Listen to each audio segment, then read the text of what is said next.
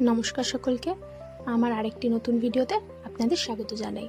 তো আগের দিন আপনাদের সাথে শেয়ার করেছিলাম আমরা কিভাবে মায়াপুরে গেছিলাম, কিভাবে মায়াপুরে ঠাকুরের দর্শন করেছিলাম, কিভাবে প্রসাদ নিয়েছিলাম। তো আজকে আপনাদের সাথে শেয়ার করব আমরা কিভাবে চন্দ্রোদয় মন্দিরে গেছিলাম। তো এই যে আমরা টিকিট কেটে নিয়েছি, যে দেখুন আমরা মন্দিরে প্রবেশ করে গেছিলাম। এটা হচ্ছে নৃসিংহদেবের মন্দির, আর এখানে এখনো কাজ চলছে, তার জন্য আমাদের এদিক ওদিক যেতে দিচ্ছিল না, সোজা একদম ওনারা গাইড করে নিয়ে যাচ্ছিল সোজা আমাদের। তারপরে আমরা উপরে চলে গেছিলাম। মূর্তি আছে উপর থেকে ভিউ, এটা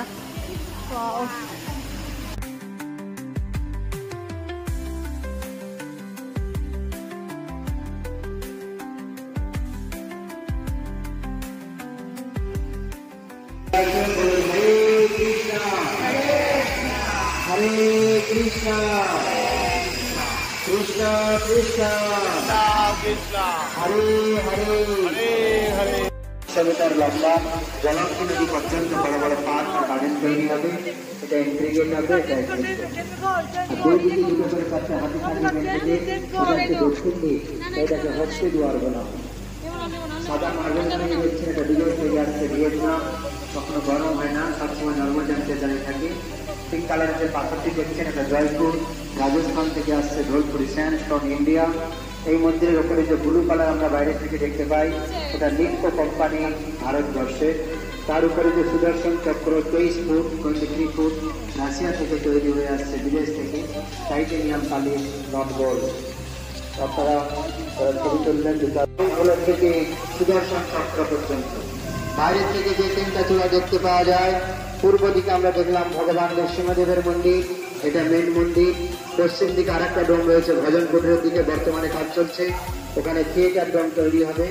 থিয়েটারের মাধ্যমেই সমস্ত সৃষ্টি তত্ত্ব দেখানো হবে পশ্চিম দিকে।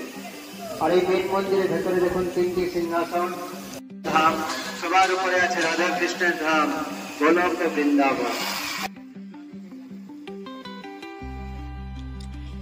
এবার আমরা বাড়ি ফিরবো, নিচে নেমে গেছি। তো বাড়ি ফেরার আগে একটু যাব ট্রি হাউসে মায়াপুরেই। চলুন পরের ভিডিওতে আপনাদের সাথে সেটাও শেয়ার করব। এই ভিডিওটা এখানেই শেষ করছি। যদি ভিডিওটা ভালো লেগে থাকে তাহলে লাইক করে আমার পাশে থাকবেন এবং চ্যানেলটাকে ফলো করতে ভুলবেন না। ভালো থাকবেন, সুস্থ থাকবেন, সাবধানে থাকবেন। দেখা হচ্ছে পরের আরেকটি ভিডিওতে। টাটা।